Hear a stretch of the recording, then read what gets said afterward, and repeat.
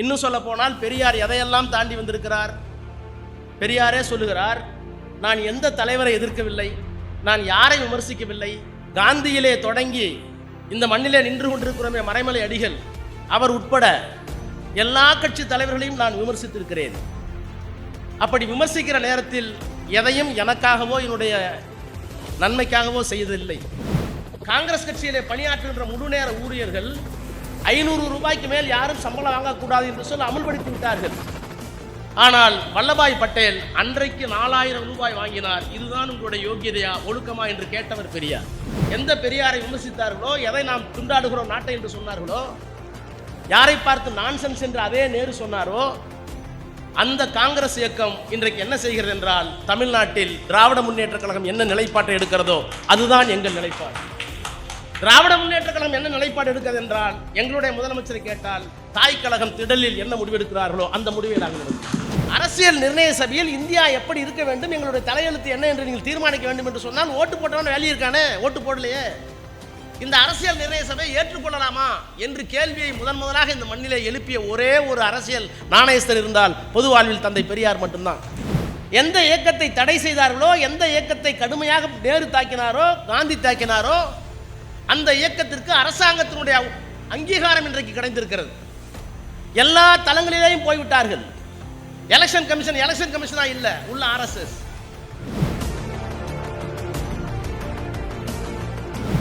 மறைமலை நகரில் நம்முடைய எதிரிகள் மலைப்போடு பார்க்கின்ற அளவில் நடைபெற்று கொண்டிருக்கின்ற சுயமரியாதை இயக்க நூற்றாண்டு விழாவினுடைய தலைவர், தமிழர் தலைவர், வணக்கத்திற்குரிய ஐயா அவர்களே,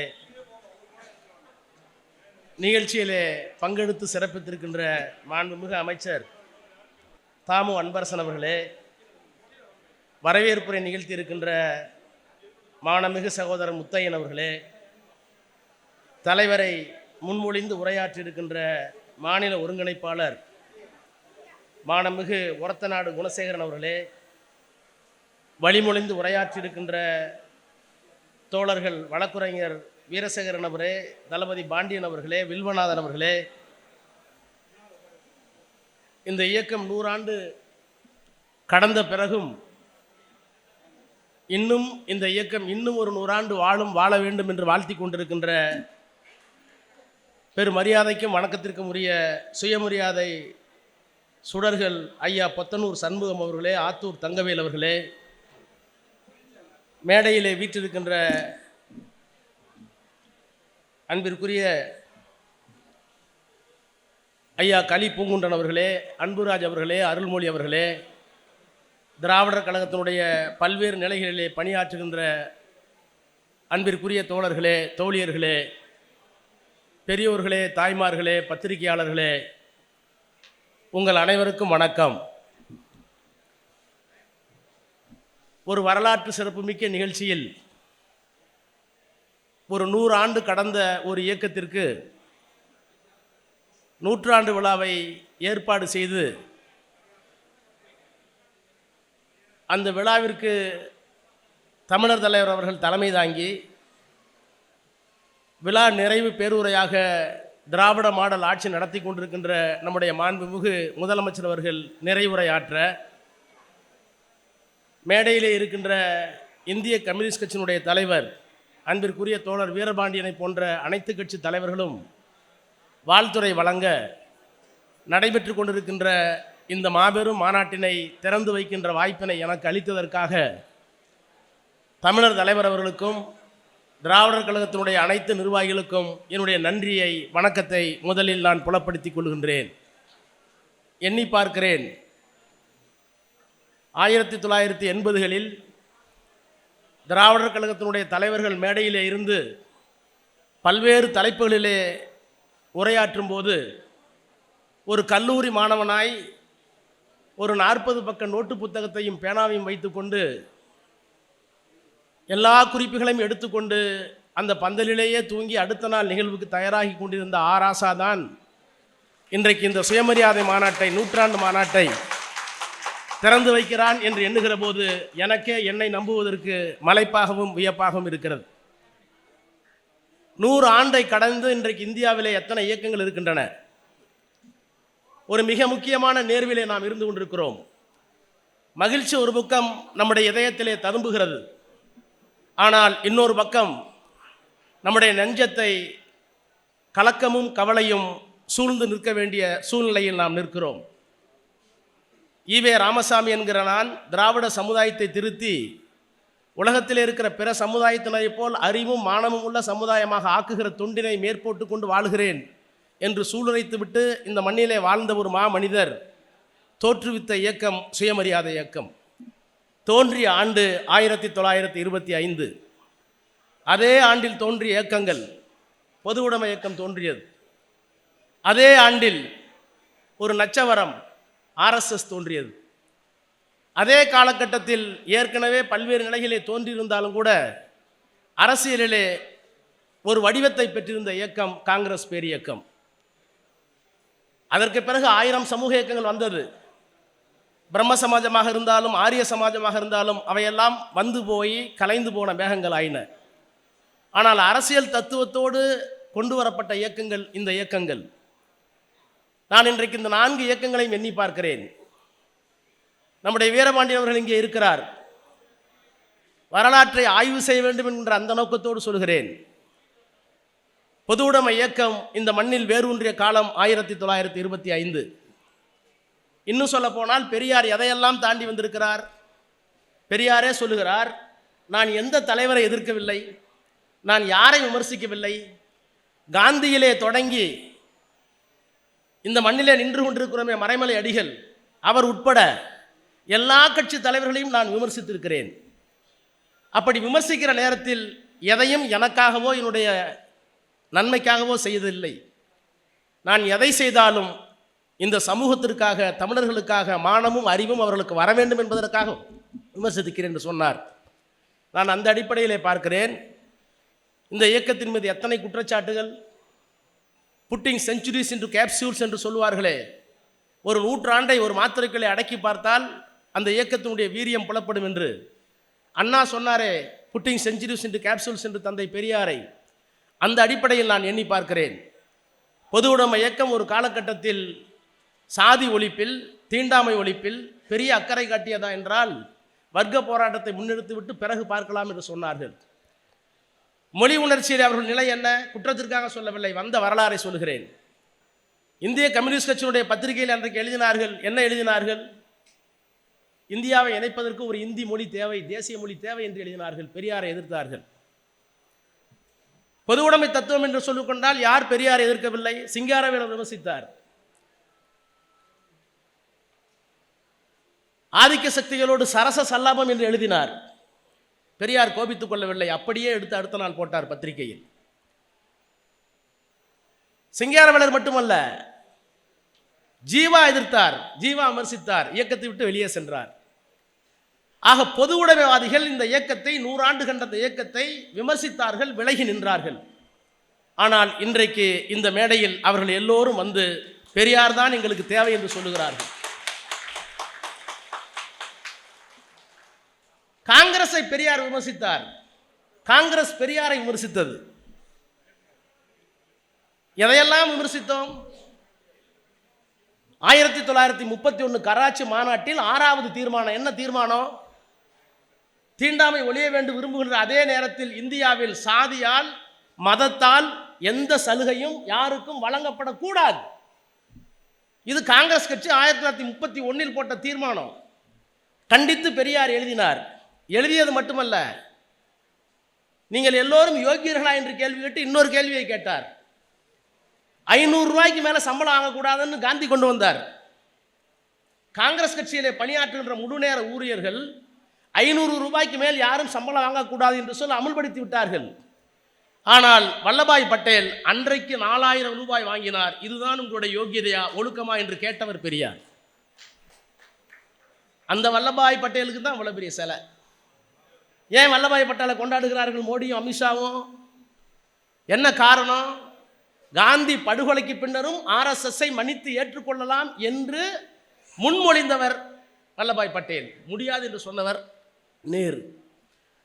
அந்த காங்கிரஸ் கட்சி இன்றைக்கு எங்கே இருக்கிறது தெரியுமா? நான் இன்னும் கூட ஒருபடி மேலே போகிறேன்.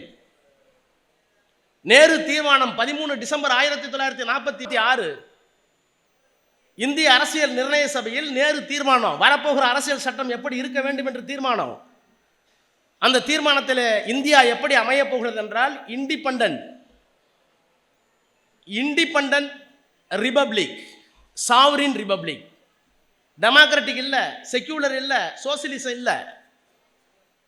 13 டிசம்பர் 1946 இந்தியா எப்படி வரப்போகிறது என்ற தீர்மானத்தில் 2-3 கூறுகள் தான் இருந்தது.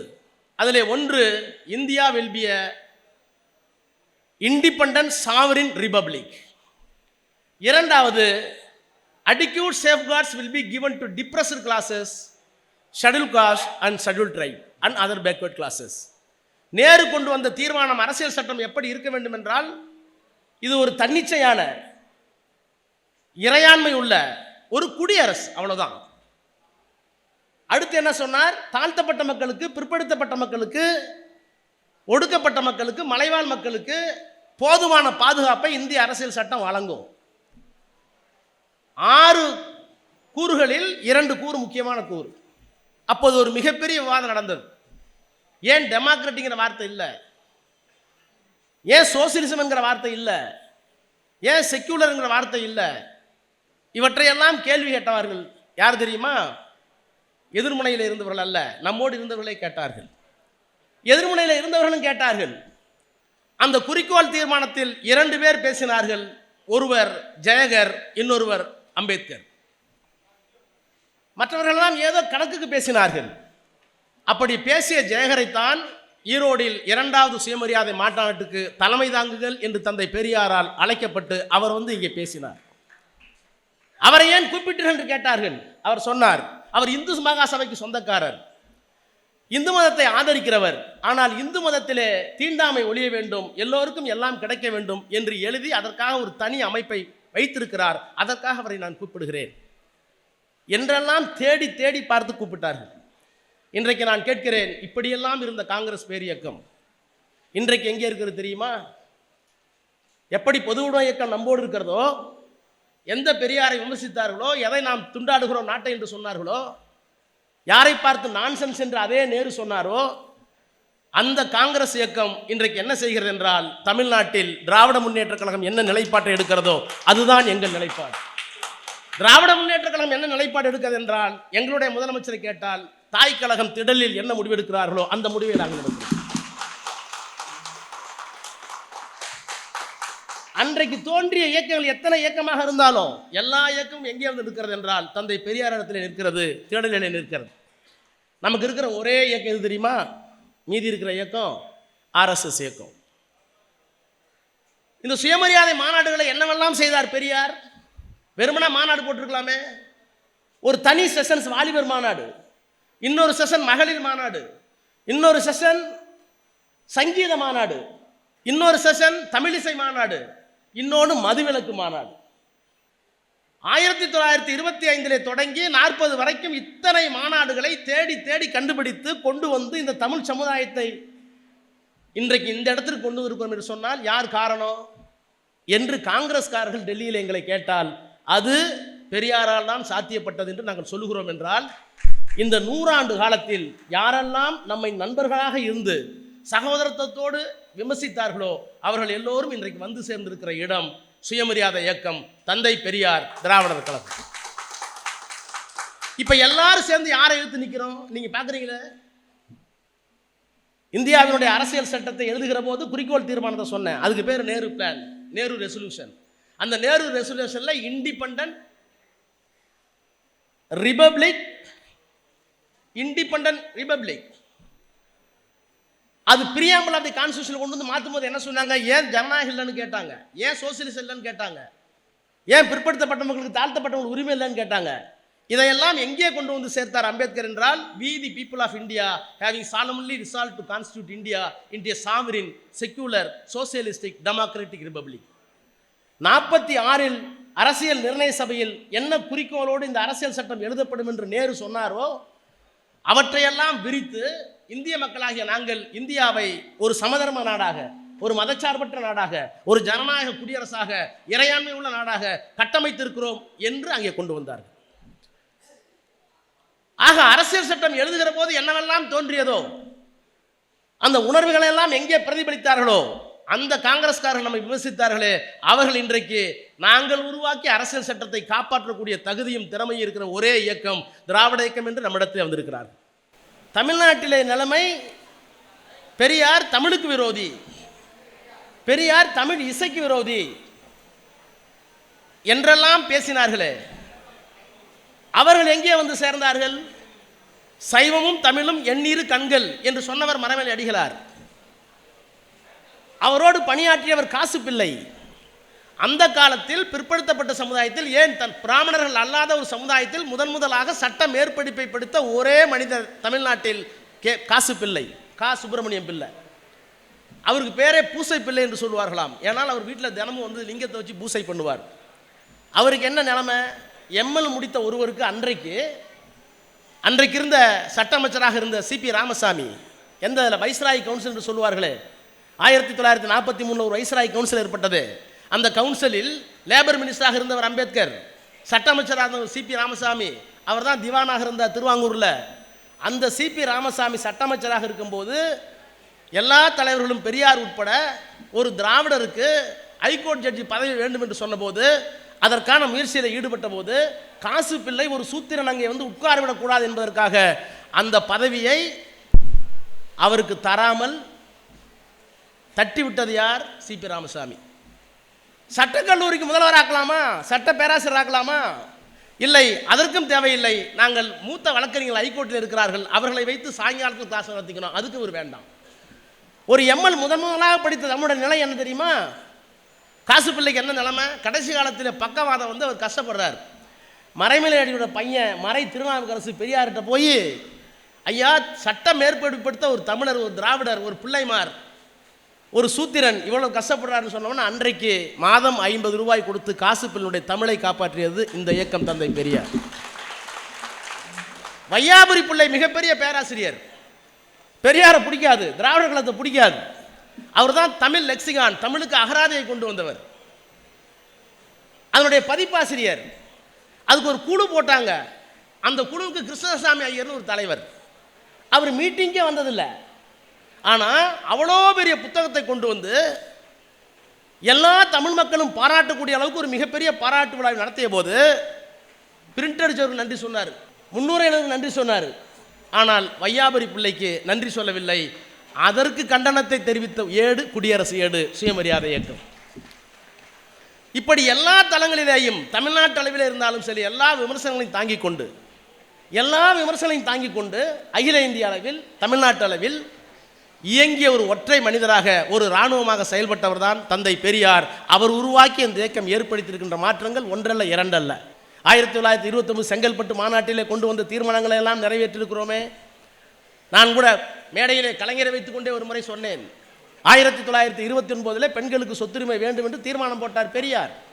1952 அக்டோபர் மாதம் கொண்டு வந்தார் நாடாளுமன்றத்திலே சட்டத்தை அம்பேத்கர் வெற்றி பெற முடிந்ததா?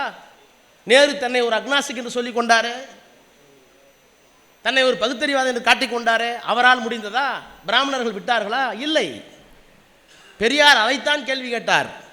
இந்திய அரசியல் சட்டத்துடைய நிர்ணய சபைக்கு போன உறுப்பினர்கள் இருக்கிறார்களே, அவர்கள் மக்களால் தேர்ந்தெடுக்கப்பட்டவர்களா?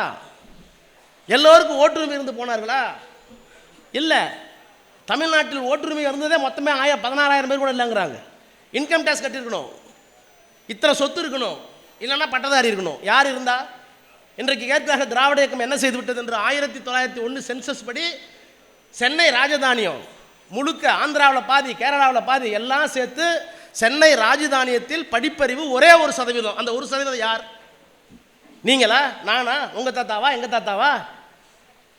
அப்ப பிஏ படிச்சிருந்தா தான் ஓட்டு போட முடியும்னா, இன்றைக்கு இருக்கிற ஓட்டெடுப்பில் 2% கூட ஓட்டெடுப்பு போடாமல் அரசியல் நிர்ணய சபைக்கு போனார்கள். பெரியார் கேள்வி கேட்டார், அரசியல் நிர்ணய சபையில் இந்தியா எப்படி இருக்க வேண்டும், எங்களுடைய தலையெழுத்து என்ன என்று நீங்கள் தீர்மானிக்க வேண்டும் என்று சொன்னால், ஓட்டு போட்டவன் வேலை இருக்கானே, ஓட்டு போடலையே, இந்த அரசியல் நிர்ணய சபையை ஏற்றுக்கொள்ளலாமா என்று கேள்வியை முதலாக இந்த மண்ணிலே எழுப்பிய ஒரே ஒரு அரசியல் நாணயஸ்தர் இருந்தால் பொது வாழ்வில் தந்தை பெரியார் மட்டும்தான். ஆனால் அந்த அரசியல் சட்டத்தை எழுதுகிற போது ஏதோ தங்களால் முடிந்த அளவுக்கு செய்தோம் என்று சொன்னார்கள். இன்றைக்கு இவ்வளவையும் தாண்டி இந்த இயக்கம் 100 ஆண்டு காலம் வந்து விட்டது. நமக்கு முன்னால் இருக்கிற சவால் என்ன? சவால் என்ன? 1952 62 வரைக்கும் நேரு கடிதம் எழுதியிருக்கிறார் எல்லா முதலமைச்சர்களுக்கும். Jawaharlal Nehru prime minister letter to chief minister தனியாக புத்தகம் ஆங்கிலத்திலும் வந்துருச்சு, தமிழ்லையும் வந்துருச்சு. 52 62 வரை அவர் எழுதிய கடிதங்களில் 80% இந்த RSS பண்ணுகிற அயோக்கியத்தனம் தான் சொல்லியிருக்கார். எல்லா முதலமைச்சர்கள் இருக்கிறார், கவனமா இருங்க. இந்த நாட்டை துண்டாடுவதற்கு, இந்த நாட்டில் இருக்கிற சமூக நல்லிணத்தை கெடுக்கின்ற ஒரே ஒரு மோசமான இயக்கம் RSS என்று அபிஷியல் லெட்டர், அரசு பூர்வமாக எழுதிய லெட்டர்லாம் இருக்கு. நான் இன்னும் கூட சொல்லுகிறேன், இப்போ வந்திருக்கிற ஒரு புத்தகம் எழுதியிருக்கிறாரு, அவருடைய பெயர் உத்தரப்பிரதேசனுடைய உள்துறை அதிகாரி ரமேஷ் தயால். அவர் எழுதுகிறார் 1947 June, home secretary of UP Rajendra Dayal. அவர் உத்தரப்பிரதேச மாநிலத்துடைய முதலமைச்சர் கோவிந்த வல்லப பந்த், உள்துறை செயலாளர், உத்தரப்பிரதேச மாநிலத்தினுடைய உள்துறை செயலாளர் யாரை சந்திக்கிறார்? அந்த மாநிலத்துடைய முதலமைச்சர் சந்திக்கிறார். அந்த அலுவலருடைய பெயர் ICS ஆபீசர் ராஜேந்திர தயால். அவரோடு யார் செல்கிறார்? IG இன்டெலிஜென்ஸ் உளவுத்துறை அதிகாரி அவர் செல்கிறார். அவர் பெயர் ஜெட்லி.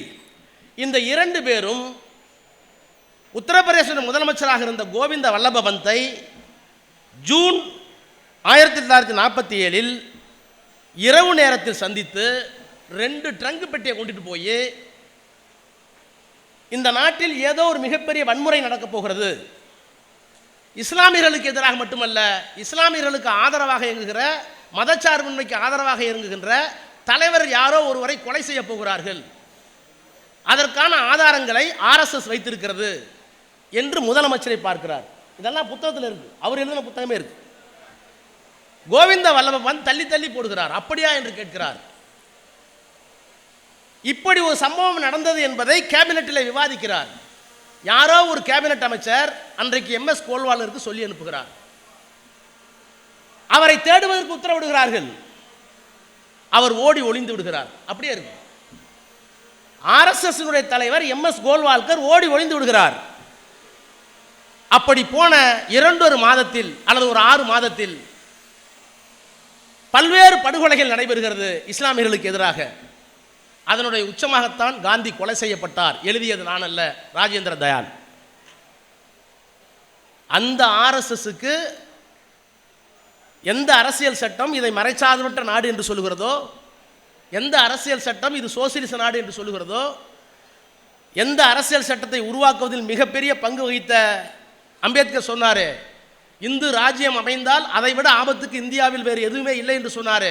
அந்த அம்பேத்கர் இந்த அரசியல் சட்டம் இருக்கிறது. இவர்களெல்லாம் உருவாக்கிய அரசியல் சட்டம் இன்னமும் இருக்கிற போதே அதே RSS அமைப்பில் இருந்து ஒருவர் வந்து பிரதமராக வந்து நாணயம் வெளியிடுகிறார் என்றால் 100 ஆண்டு கொண்டாடி கொண்டிருக்கிற நம்முடைய சுயமரியாதை இயக்கத்திற்கான வேலை அதிகமாக இருக்கிறது என்று பொருள். ஸ்டாம்ப் வெளியிடுறாங்க. எந்த இயக்கத்தை தடை செய்தார்களோ, எந்த இயக்கத்தை கடுமையாக நேரு தாக்கினாரோ, காந்தி தாக்கினாரோ, அந்த இயக்கத்திற்கு அரசாங்கத்தினுடைய அங்கீகாரம் இன்றைக்கு கிடைத்திருக்கிறது. எல்லா தளங்களிலேயும் போய்விட்டார்கள். எலெக்ஷன் கமிஷனா இல்ல, உள்ள RSS. நீதிமன்றங்களா இல்ல, உள்ள போயிட்டாங்க. நாடாளுமன்றத்திலே வந்து விட்டார்கள். இப்படி எல்லா அரசியல் அமைப்புக்குள்ளேயும் இன்றைக்கு RSS வந்து விட்டது. ஆட்சி அதிகாரத்திலே வந்திருக்கிறது. பெரியார் வாழ்க என்று சொல்லுவதோடு முடிந்து விடுவது அல்ல. நாம் பெருமைப்படுகிறோம். இன்னொரு நிகழ்ச்சியிலே ஆசிரியர் வைத்துக் கொண்டு சொன்னேன், இந்த தத்துவம் எவ்வளவு உயர்வானது. எந்த தேசத்திலும் 100 ஆண்டுகளுக்கு முன்னால் ஒரு தத்துவம் அதோ வீரியத்தோடு அதே சத்தத்தோடு இருந்ததில்லை. கம்யூனிசம் வந்ததே, நான் குறை சொல்லவில்லை. ஆனால் அங்கே ஒரு கோர்பச்சா வந்தார், அங்கே சில பேர் சிதைப்பதற்கு ஆள் வந்தார்கள். ஆனால் இந்த இயக்கம்தான் 100 ஆண்டுகளுக்கு பின்னும் 92 வயதில் தத்துவத்தை பேசுவதற்கு ஒரு தலைவன், அந்த தத்துவத்தை ஆட்சியில் வைத்து போற்றுவதற்கு இன்னொரு தலைவன். அந்த தலைவன் மாலையிலே வந்து பேச இருக்கிறார். 100 காலம் ஒரு தத்துவம் தளராமல் உயிர்ப்போடு இருப்பது மட்டுமல்ல, அது இன்னும் ஆட்சி பொறுப்பிலே இருக்கிறது என்பது உலகத்தில் வேறு எந்த தத்துவருக்கும் எந்த தலைவனுக்கும் கிடைக்கவில்லை. அது பெரியாருக்கும் பெரியாருடைய தத்துவத்துக்கும் தான் கிடைத்தது. இந்த பெருமையோடு வாழுகிற நாம் ஆர்எஸ்எஸ்ஸை பார்த்து கொண்டிருக்கிறோம். நான் பெருமையோடு சொல்கிறேன், உங்களுக்கு வயது 92 அல்ல, சண்முகத்துக்கு வயது, ஐயாவுக்கு வயது 102 அல்ல. எங்களை பொறுத்தவரை நாங்கள் பயத்தோடு இருக்கிற காரணத்தினால் எங்களுக்கு தான் 92, உங்களுக்கு தான் 22. நீங்கள் பேசினால்தான் எங்களுக்கு உரைக்கிறது. ஏனென்றால் நாங்கள் சோர்ந்து போகிறோம். நாங்கள் வளர்ந்த விதம் அப்படி. ஏறத்தாழ போன்சாய் மரங்களைப் போல் தான் நாங்கள் வளர்ந்தோம். உங்களைப் போல அடிபட்டு உதைப்பட்டு வரவில்லை, பெரியாரை போல அடிபட்டு உதைப்பட்டு வரவில்லை. ஒருவேளை அது காரணமாக கூட இருக்கலாம். வந்திருக்கின்ற தம்பி தங்கைகளுக்கெல்லாம் சொல்லுகிறேன், நிச்சயமாக சொல்லுகிறேன், கவலைப்படுங்கள், இதை கனத்த இதயத்தோடு இருங்கள். ஆனால் நமக்கு இருக்கிற ஒரே நம்பிக்கை இந்த 92 அந்த 72 தான். நான் உங்களை அன்போடு கேட்டுக்கொள்கிறேன், எங்களுக்கு என்ன கட்டளை இடுகிறீர்களோ அந்த கட்டளையை ஏற்றுக்கொண்டு அதற்காக எந்த கலச்சாரம் வந்தாலும் ஏற்றுக்கொள்வதற்கு நாங்கள் தயாராக இருக்கிறோம். ஆனால் இந்த தேசத்தை காப்பாற்ற வேண்டும் என்று சொன்னால், ஏன்னா உங்கள்கிட்ட இருக்க துணிச்சல் யார்கிட்ட இருக்கு? நீங்கள் பயப்படுறதில்லை. எங்கேயாச்சும் ஒரு முதலமைச்சர் இந்தியாவினுடைய அரசியல் சமைப்புக்குள்ளே இருந்து கொண்டு, இந்தியாவினுடைய ஒரு பகுதியில் முதலமைச்சராக இருந்து கொண்டு நாங்கள் அவுட் ஆஃப் கண்ட்ரோல் டெல்லின்னு சொல்ல முடியுமா? அவரா பேசுகிறார்? அவருக்குள்ளார இருக்கிற பெரியார், அண்ணா, கலைஞர் பேசிக் கொண்டிருக்கிறார், கருப்பு சட்டை உள்ளே பேசிக் கொண்டிருக்கிறது. எனவே இந்த ஆற்றலும் துணிச்சலும் உள்ள ஒரே இயக்கம் இந்த இயக்கம்தான். இந்த இயக்கம் சொல்லுவதை தமிழ் பெருங்குடி மக்களே, நீங்கள் கோயிலுக்கு போங்க, என்ன வேணாலும் பண்ணுங்க, என்ன வேணாலும் பண்ணுங்க, நீங்கள் எந்த உயரத்துக்கு வேணாலும் போங்க, எந்த காட்டுக்குள்ளேயும் போங்க. ஆனால் அங்கே உங்களுக்கு விஷ ஜந்து தீண்டினால் உங்களுக்கு இருக்கிற மருந்து ஒரே மருந்து, இந்த மருந்து தான். இந்த மருந்தை காப்பாற்றுவதற்கு நாம் எல்லோரும் முன்வருவோம். வாழ்க தமிழர் தலைவர் சொல்லி விடைபெறுகிறேன். நன்றி, வணக்கம்.